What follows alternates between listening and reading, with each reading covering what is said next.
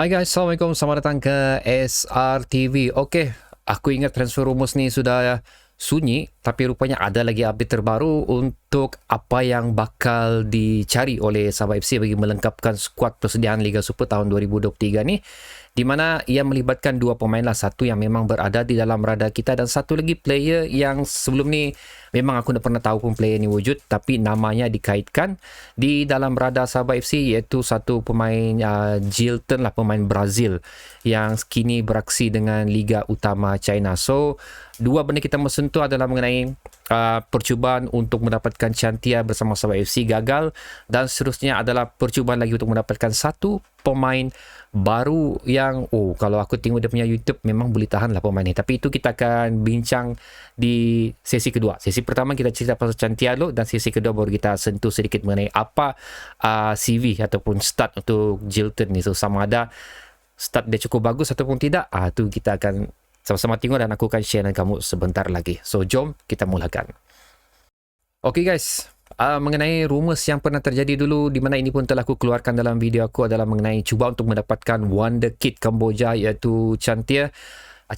Unfortunately, rundingan telah dilakukan sebenarnya cuba untuk mendapatkan Chantia ni bersama Sabah FC, tapi dikeluarkan informasi terbaru daripada Malayan Tiger Fan, di mana di dalam share diorang ada mengatakan berkaitan kabar angin Chantia Singh dengan Sabah FC sebelum ini, dikabarkan rundingan tidak menemui kata sepakat dan dibatalkan dan diletakkan di bawah status cancel. So memang Sabah ada berunding untuk mendapatkan Wonder Kid Kamboja ni, tapi unfortunately aku rasa kalau benda-benda macam ni, of course melibatkan gaji, time play dan juga mungkin bonus lah. Mungkin demand yang cuba untuk Chantia dapatkan daripada Sabah FC dan juga ejen Chantia sendiri, aku rasa tidak sesuai untuk Sabah FC. Mungkin tidak sesuai untuk bajet Sabah FC. Dan kalau kamu tanya aku, keperluan untuk mendapatkan forward buat masa ni dengan hasil daripada aku ada share juga dengan kamu dengan depth squad pasukan Sabah FC, tapi itu akan share lagi sekali lagi di penghujung video ni supaya kita nampak sekali lagi lah apa yang aku cuba maksudkan.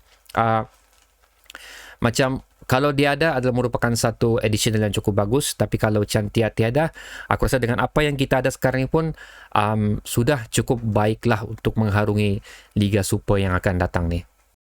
Dan rumor seterusnya guys, ini adalah pemain tersebut Jilton Paraiba, Paraiba, antara dua itulah sebutan dia.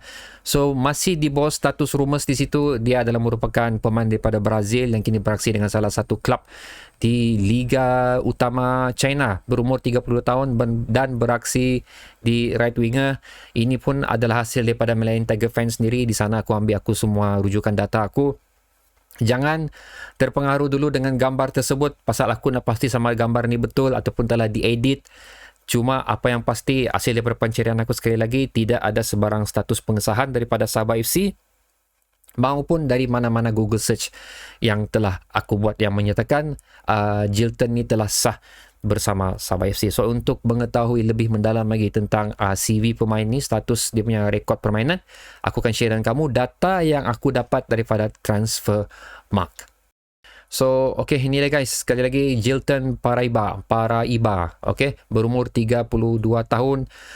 Apa yang unik ni adalah ketinggian dia guys, 166 meter itu 5 kaki 5 inci. Pendek juga. Tapi kalau kamu tengok dia punya YouTube, dia mempunyai larian yang cukup bagus, larian yang cukup kencang. So ini adalah antara yang bagi aku satu aset ataupun kelebihan sekiranya beliau bersama Sabah FC, adalah merupakan satu kelebihan untuk Sabah FC dan mempunyai pemain yang mempunyai larian yang cukup bagus. Dan seterusnya berasal daripada Brazil sekali lagi. Posisi utama beliau adalah winger di sebelah kanan. Kaki dominan dia adalah sebelah kanan dan boleh juga beraksi untuk bahagian kiri winger dan mampu juga untuk beraksi selaku center forward. Dan sekarang bersama dengan QD Youth Island FC di China. Kontrak beliau akan berakhir, sewaktu video ini direkam, akan berakhir hujung Januari ini pada 31 hari bulan Januari 2023. So menarik untuk mendapatkan beliau ni. So maksudnya sekiranya dapat dipersetujui, Jilton sendiri tidak berniat untuk menyambung kontrak dengan kelab China ni, so beliau boleh bersama Sabah FC as a free transfer punya pemain lah. Dan ini adalah rekod yang telah dilakukan oleh beliau. Ini adalah latest rekod kalau aku nak silap season lepas lah. Of course lah season lepas lah. Pasal bila aku cek China League, Super League dia tidak habis sudah perlawanan dia orang. So telah turun sebanyak 28 perlawanan. Telah menjadikan 8 gol dan 5 assist. Kebanyakan dia ni turun pada hampir tiap perlawanan dia turun. Walaupun ada 2 atau 3 perlawanan dia tidak tersenarai di dalam skuad.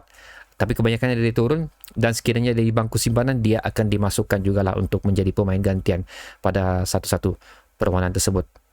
Dan ini adalah sedikit perkongsian yang telah aku dapat di Transfermarkt mengenai di mana position beliau di sepanjang beliau beraksi di sepanjang karier beliau lah. So kita telah tahu situ untuk bersama klub terkini beliau dia telah turun sebanyak 28 perlawanan kata dia. Tapi kalau kita tengok sini dicatatkan situ rekod adalah 68 perlawanan ada something macam tu lah aku nak pasti. Tapi yang pasti beliau telah beraksi di bahagian left wing, right wing dan juga center forward. Kalau kita tengok apabila macam macam tadi dia ni kaki dominan dia adalah sebelah kanan. Betul. Ya sebelah kanan tapi dia banyak beraksi untuk di bahagian sebelah kiri.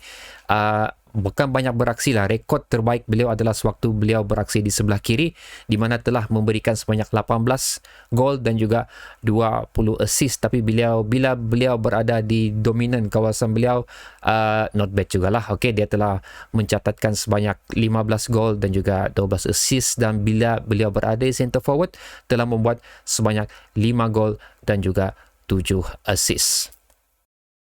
So okay guys, aku sudah share dengan kamu sedikit tadi CV untuk dan juga data statistik untuk pemain ni. So aku akan share dengan kamu pula di mana kepentingan beliau berada di dalam skuad Sabah FC. So macam mana aku cakap pada video sebelum ni, kamu boleh cek lagi di video tu lah di mana aku bincang lebih dalam mengenai skuad depth untuk Sabah FC. Tapi aku ada sentuh perkara yang aku risaukan di video tersebut di mana untuk bahagian sebelah kanan kita cuma ada Sadil dan juga Farhan. Ini ada aku nyatakan kerisauan aku lah dan aku juga ada memberi pendapat yang ruang ini perlu diisi lagi oleh pemain yang aku dah mention juga bukan bintang tapi at least seorang pemain tempatan yang boleh beraksi di bahagian tersebut dengan mengekalkan tempo permainan. Sekiranya Sadil ataupun Farhan tidak dapat turun pada perlawanan tersebut, mungkin injured ataupun penat, dan untuk mendapatkan khidmat pemain import daripada Brazil ni, menambah lagi squad depth di bahagian sayap kanan kita adalah merupakan satu benda yang rasional bagi aku lah. Ditambahkan lagi dengan kemampuan dia yang cukup bagus, aku nak pasti sejauh mana perbezaan kemampuan dia dengan Sadil dan juga Farhan.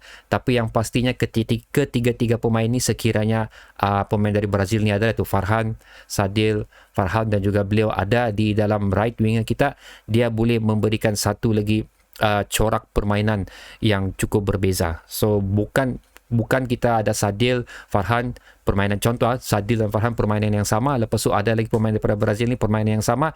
So tidak ada keunikan pada permainan tersebut.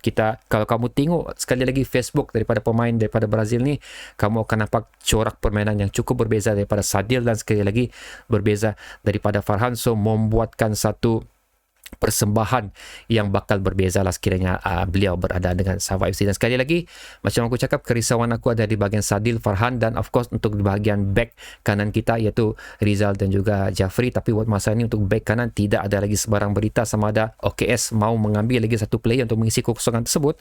Tapi daripada perkongsian yang telah dilakukan, memang betul apa yang aku cakap tu, yang aku risau bahagian Sadil dan Farhan ni, dan Sabah FC juga menumpukan pada bahagian tersebut di mana cuba untuk mendapatkan satu lagi pemain import untuk mengisi squad depth di bahagian kanan winger kita. Dan difahamkan juga daripada perkongsian data yang aku share dengan kamu tadi, beliau boleh beraksi kanan dan kiri. Begitu juga dengan Sadil dan juga Farhan boleh juga beraksi kanan dan kiri, terpulang dengan taktikal yang mahu diterapkan oleh OKS pada satu-satu perlawanan. So kalau maksudnya aku cakap dia ni dominan sebelah kanan, tapi aksida lebih cemerlang di sebelah kiri, di mana data ni sekali menunjukkan bahawa lebih banyak gol dan lebih banyak assist yang beliau dilakukan sekiranya beliau di sebelah kiri walaupun beliau dominan sebelah kanan, di mana menunjukkan di situ walaupun dia bertindak selaku winger tapi dia juga adalah merupakan attacking force untuk pasukan beliau. Ini juga corak permainan yang telah ditampilkan oleh OKS pada perlawanan Sabah FC sebelum ni, di mana membuatkan Taiki dan juga Sadil adalah merupakan salah satu attacking force yang berada di bahagian kanan dan juga kiri pasukan Sabah FC bagi saingan Liga Super tahun lepas. So, okay, itulah dia guys sedikit perkongsian dan again pendapat aku saja. Again pendapat aku, bukan aku bilang apa aku cakap ni betul. Ini adalah pendapat aku.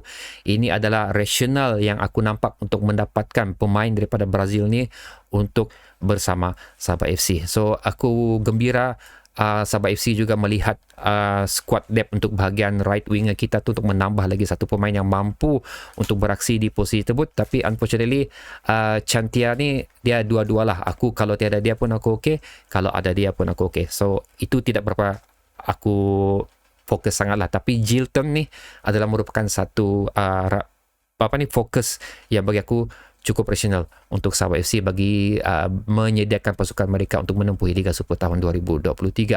So guys, itu saja. Sila nyatakan pendapat kamu mengenai perkongsian aku ni di ruang komentar di bawah. So, sehingga kita berjumpa lagi di video seterusnya. Dan video seterusnya aku akan share dengan kamu mengenai jadual Liga Super tahun 2023 yang telah dikeluarkan oleh pihak penganjur. Assalamualaikum.